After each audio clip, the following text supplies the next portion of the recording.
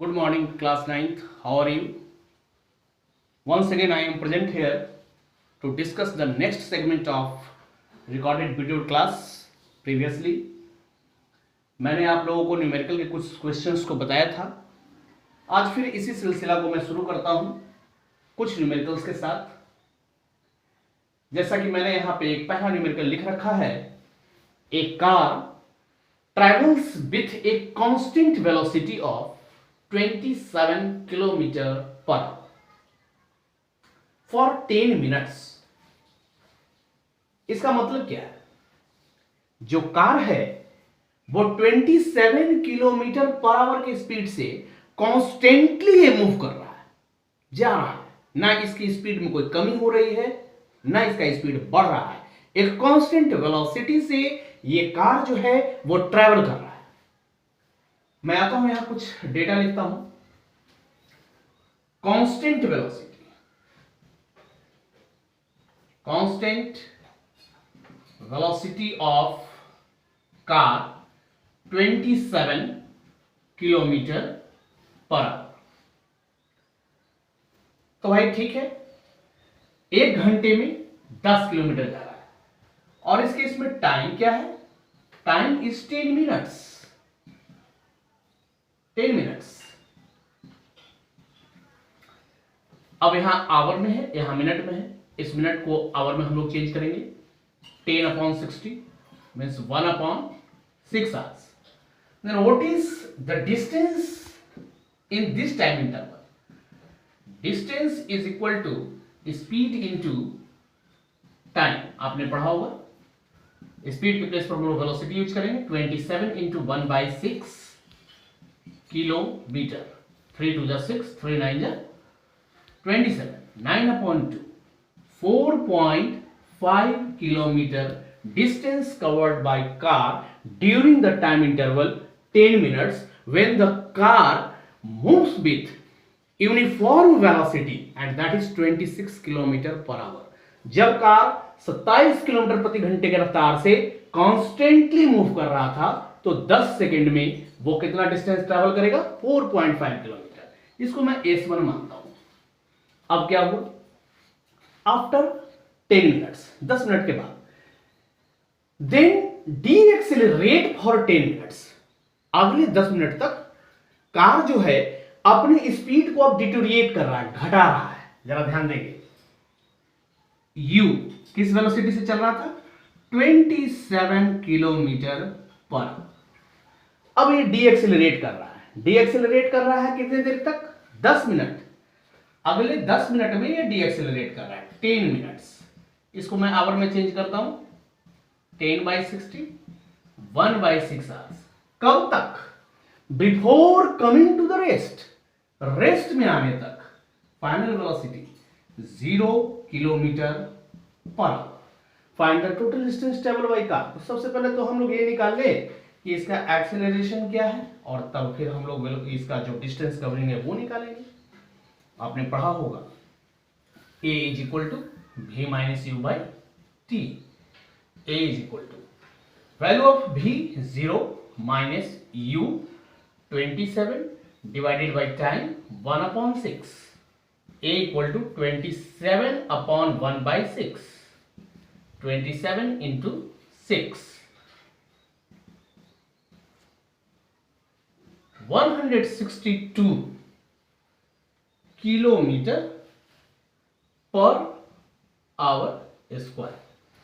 इससे इसका वेलोसिटी जो है वो डिक्रीज कर रहा है. तो चूंकि डिक्रीमेंट है इसलिए हम नेगेटिव साइन सेलेक्ट करेंगे. अब निकालते हैं हम लोग distance. Distance travel in 10 seconds. ut plus half AT square. Value of u 27. Time 1/6 hours. 1/2 into इसका वैल्यू देखेंगे 162 इंटू टाइम स्क्वायर 1/6 इंटू 1/6. इसको अब हम लोग सॉल्व करने का प्रयास करते हैं. 6 2 12, 6 7 3 2 6, 3 9 27. यहां भी हम लोग कर सकते हैं 3 2 6, 3 9 27, 9/2 प्लस 9/4, इसको ऐड करते हैं। ये S2 है एक्चुअल में हमारा, क्योंकि S1 हम लोग पहले निकाल चुके हैं। एलसीएम टेक करेंगे 4, 18 प्लस 9, 27/4 किलोमीटर। 27/4 को भी हम लोग अगर पॉइंट में कन्वर्ट करें तो कितना आएगा? 6 पॉइंट, चूंकि ये डिटोरिएट हो रहा था तो पहुंच जाएगा 6 पॉइंट, जो भी आ जाए। 4 से आप 27 को डिवाइड कर दीजिए,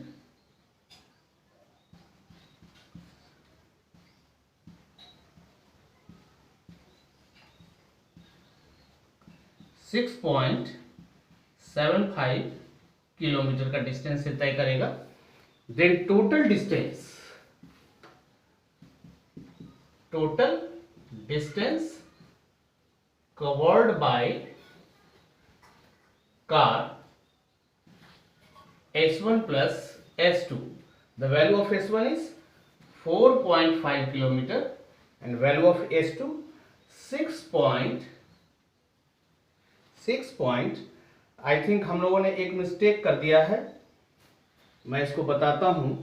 क्योंकि आप देखिए यहाँ पे -162 था, तो अगर इसको हम लोग माइनस कर दें तभी ये काम होगा, क्योंकि एक्सेलरेशन का वैल्यू निगेटिव है। तो उस केस में ये हो जाएगा 9/4। 9/4 कहने का मतलब हो गया कि 9/2 माइनस 9/4, 9/4, 4 2 8, 10, 2.25 किलोमीटर आएगा, 2.25 किलोमीटर। अब टोटल डिस्टेंस कवरिंग जो होगा ये 2.25 इसमें ऐड करना होगा, 6.75 kilometre total distance covered by car. ये हमारा आंसर होगा। अगले सवाल की ओर अब चलेंगे। चलो बच्चों, अब हम लोग क्वेश्चन नंबर 2 की ओर बढ़ते हैं। क्वेश्चन नंबर 2 है, a motor boat starting from rest on a lake accelerated at the rate of 1 meter per second square, how far does the boat travel during 10 seconds? इसके लिए जो भी एसेंशियल डेटा है वो हम लोग तैयार करते हैं। सबसे पहले है a motor boat starting from rest, मतलब initial velocity u 0 metre per second on a lake accelerates at the rate of 1 meter per second square. Acceleration is given 1 meter per second square. How far does the boat travel during 10 seconds? 10 seconds में ये कितना travel कर जाएगा? 10 seconds में इसका distance travelling क्या होगा? तो बहुत सिंपल है, S का फॉर्मूला लगा देंगे, ut plus half at square. देख लीजिए क्या होगा, 0 into 10 plus 1/2 into 1 into 10 into 10, 0 plus 50, so distance traveled is 50 meters। बीच बीच में कुछ ऐसा भी इजी क्वेश्चन आता है बच्चों, तो लगता है कि पता नहीं, आप लोग बहुत ज़्यादा हमने पढ़ा भी दिया है, लगभग क्वेश्चंस को मैंने बता दिया है। अब बहुत ज़्यादा है तो एक आध दो क्वेश्चंस और ही बचता है। फिर भी मेरा प्रयास रहेगा कि मैं आपको एक एक न्यूमेरिकल प्रॉब्लम्स को बताऊं, और लास्ट में इस चैप्टर के कंटेंट्स को भी मैं बता दूंगा, ताकि आप लोग उसको देखें और नोट्स को कुछ अच्छी तरह से बना करके उसको लर्न करने का प्रयास करें। चलिए अब हम लोग अगले क्वेश्चन की ओर बढ़ते हैं। बच्चों, अब हम लोग क्वेश्चन नंबर 3 को देखते हैं। इस क्वेश्चन को थोड़ा ठीक से दिखाइएगा। The speed time graph for the motion of an object is shown in figure. एक स्पीड टाइम ग्राफ है जिसमें टाइम जो है वो आपका एक्स एक्सिस पर है और स्पीड जो है वो वाई एक्सिस पे है। आप देखेंगे ये 0 सेकेंड, 2 सेकेंड्स, 4 सेकेंड्स, 6 सेकेंड्स, इस तरह से 12 सेकेंड्स तक गया है।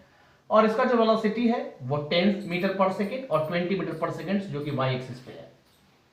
एक ऑब्जेक्ट जब टाइम 0 था तो रेस्ट में था, लेकिन जब टाइम 4 सेकेंड पे आया तो आप देखिए इसका वेलोसिटी कितना हो गया। 4 सेकंड पर जाकर इसका वेलोसिटी हो गया 20 मीटर पर सेकंड। मतलब ये एक्सेलरेट कर रहा है, अभी इसकी वेलोसिटी जो है वो बढ़ रही है। तो पहला क्वेश्चन ही हमारे पास ये है कि in which time interval is the velocity accelerating, किस टाइम इंटरवल में इसका वेलोसिटी जो था वो बढ़ रहा था, एक्सेलरेट कर रहा था। तो उसका टाइम इंटरवल क्या होगा, मैं ही पे इसका आंसर करता हूं, 0 to 4 सेकेंड्स। आई होप कि आप लोग इसको समझ गए होंगे। 0 से 4 सेकंड के बीच में जो ग्राफ लाइन है वो देखिए ऊपर की ओर जा रहा है, यानी कि एक्सेलरेट कर रहा है। अच्छा, मैं अगर आपसे पूछ दूंगा कि भाई बताओ किस टाइम इंटरवल में इसका जो वेलोसिटी है वो कांस्टेंट है, तो कांस्टेंट पे देखिए यहां 20 है और यहां भी 20 है, लेकिन टाइम बढ़ करके हो गया 4 से 8 सेकंड, यानी इस टाइम इंटरवल में, टाइम इंटरवल 4 to 8 सेकंड्स के बीच में आप देखिए इसका जो वेलोसिटी है वो कांस्टेंट है। लेकिन अब दूसरा क्वेश्चन में आते हैं, in which time interval is the object de accelerating, किस टाइम इंटरवल में ऑब्जेक्ट का स्पीड जो है वो डी एक्सेलरेट कर रहा था, धीरे हो रहा था। तो आप देखिए 8 सेकंड पे इसका स्पीड था 20 मीटर पर सेकंड का, लेकिन 12 सेकंड में इसका वेलोसिटी हो गया 0, यानी यहां से ये इसने अपने वेलोसिटी को कम करना शुरू किया और कम करते करते करते करते आखिरी 12 सेकंड में जाकर के इसने अपने वेलोसिटी को कंप्लीटली 0 कर लिया। तो किस टाइम इंटरवल में वैल्यू जो है वेलोसिटी का, जो ऑब्जेक्ट का स्पीड है वो डी एक्सेलरेटिंग मोशन में था, तो 8 to 12, 8 से लेके 12 सेकंड वाला जो टाइम इंटरवल था उसमें ये ऐसा हो रहा था। क्वेश्चन सी है, find the distance travelled by object during it's acceleration.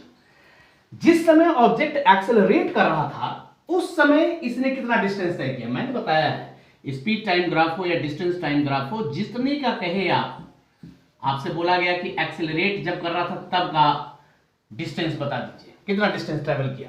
Accelerating motion का ये लाइन है, ये एक्स एक्सिस के साथ जो भी एरिया बनाएगा, कैसा फिगर बना रहा है, ट्रायंगल बना रहा है। तो सी का हम सॉल्यूशन करने जा रहे हैं, यहां ध्यान दीजिएगा। Distance travelled by object, distance travelled by object during it's acceleration, acceleration के टाइम इक्वल किसके बराबर होगा, ये एरिया ऑफ ट्रायंगल। चलिए कुछ नाम भी लिख लेते हैं, यहां ए कर लीजिए, यहां बी कर लीजिए, यहां सी कर लीजिए, इस जगह पर डी कर लिया जाए, इस जगह पर ए कर लिया जाए। O A D 1/2 into base into height. Base में देखिए कितना है, यहां से लेके यहां तक 4 यूनिट है जी, 4, और हाइट क्या है एडी, एडी जो है वो 20 के इक्वल में है, 2 to 4, 40 मीटर का डिस्टेंस ट्रेवल करेगा। ये सी का आंसर हो गया। ए और बी भी मैंने आपको समझा दिया है। क्वेश्चन नंबर डी की ओर आते हैं, find the distance travelled by object during its retardation. अब ये जो डी है कि find the distance travelled by object during its retardation, retardation शुरू कहां से हुआ, यहां से, और यहां तक ये 0 हो गया। चलिए अगर हम लोग इसको भी देखें, हमने थोड़ा सा कलरफुल यूज किया है, बट पता नहीं ये दिखेगा या नहीं दिखेगा। इस ट्रायंगल का एरिया, कौन सा triangle, triangle B E C का एरिया। डी में हम लोग फिर से लिखेंगे distance travel by object during its retardation equal to area of triangle, कौन सा, बीई सी। हालांकि वो दिखेगा नहीं इसलिए मैंने इसको थोड़ा इस तरह से कर दिया है, बीई सी। क्या होगा 1/2 into base into height. Check करेंगे, बेस में 8 से लेके 12 सेकेंड, कितना सेकेंड का डिफरेंस है, 2 और 2 4 सेकेंड, और ये भी जो है 120 ही है, तो 1/2 इंटू 4 इंटू 20, अगेन यह भी 40 मीटर का डिस्टेंस तय करेगा। लेकिन अब सवाल यह है भाई पूछ रहा है कि average speed of object in the entire journey, ये पूरा जर्नी हुआ 0 से लेकर 12 सेकंड तक के जर्नी में, इसका एवरेज स्पीड क्या होगा। मैंने आप लोगों को पढ़ाया है कि average speed is equal to होता है total distance covering divided by total time taken. जितना डिस्टेंस टोटल कवर किया हो वो पूरा निकालो और उसमें कितना टाइम लगा है उससे उसको डिवाइड कर दो, एवरेज स्पीड निकलेगा।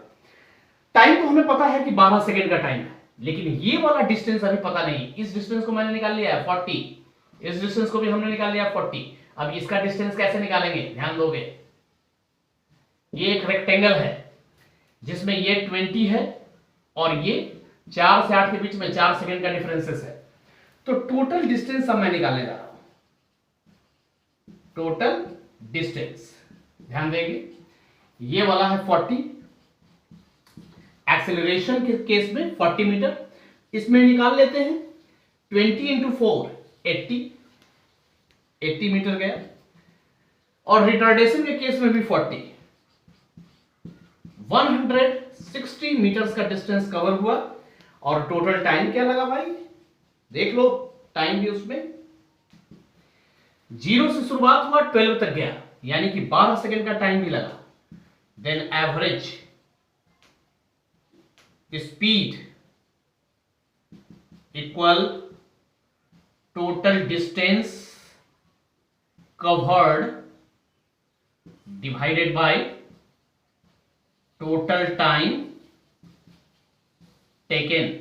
टोटल डिस्टेंस कितना कवरिंग हुआ 160 और टोटल टाइमिंग क्या लगा 12।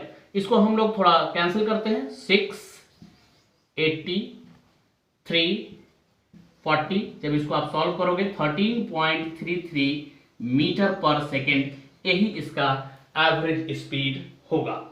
तो इस तरह का भी क्वेश्चंस पूछा जाता है, इसको भी देख लें।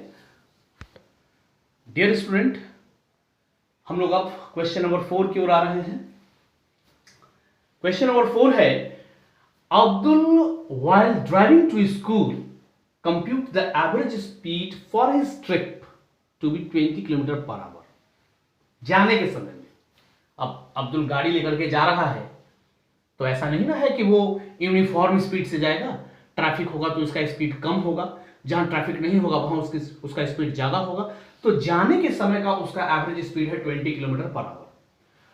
On his return trip along the same route there is less traffic and the average speed is 40 kilometre per our.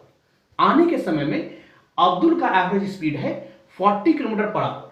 What is the average speed in entire journey, जाने और आने में दोनों में कितना लगा।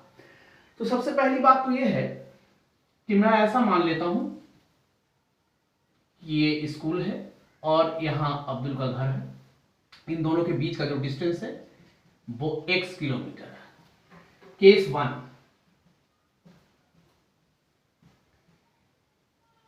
केस 1 में जब वो स्कूल जा रहा है तब की मैं बात करता हूं। डिस्टेंस कितना तय किया, x किलोमीटर। स्पीड क्या था, average speed 20 kilometre per hour. इस केस में टाइम क्या लगा होगा, time is equal to distance by speed x upon 20 hours. अब मैं बात करूंगा केस 2 का। केस 2 क्या है, when Abdul return back to the home with same route. जब गया था जिस रूट से, उसी रूट से अगर ये वापस आ रहा है तो जाने में अगर x किलोमीटर का डिस्टेंस तय कर रहा है तो आने में कितना डिस्टेंस तय करेगा बच्चे, जाहिर सी बात है x किलोमीटर का ही डिस्टेंस तय करेगा। और इस केस में एवरेज स्पीड दिया हुआ है 40 किलोमीटर पर आवर। क्यों, क्योंकि लेस ट्रैफिक था, ज्यादा तेज चलो। In this situation time is equal to again distance by speed x upon 40 hours. What is the total time?